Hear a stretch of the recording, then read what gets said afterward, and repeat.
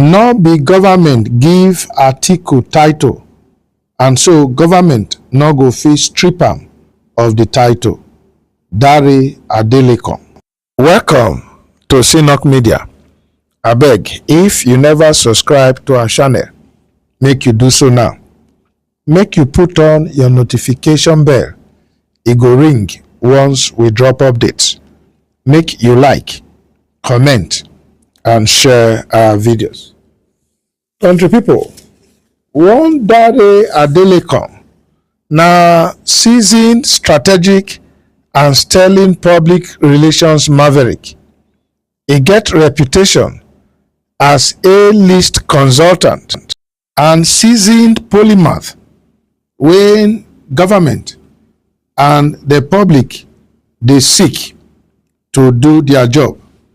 E don throw im weight behind the former vice president Atiku over the title when government dey claim say dey strip am from. E say no be government give am the title, and so the same Adamawa government no go come up to say dey strip am of the title.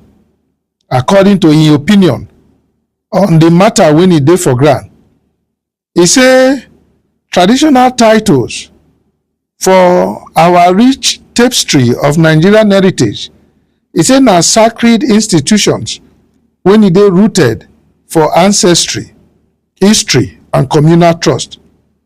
E say these titles, whether na for Sokoto, Benin, Kano, Oyo or Adamawa, e say they dey confer them, but not be governments, but na traditional rulers who dey act as custodians of culture and guardians of communal legacy. E can say that na why any insinuation, no matter how small, say government go fit take Atiku title of Turaki or Waziri of Adamawa from am, e no dey only constitutionally absurd, but e dey culturally offensive. E say make we dey clear. E say both titles dey bestow am on Atiku by the Lamido of Adamawa, the traditional and spiritual leader of the Adamawa Emirate. E say for 1982, they give am Turaki, and for 2017, they give am Waziri respectively. These honors, according to am, e dey rooted for Atiku's service to im community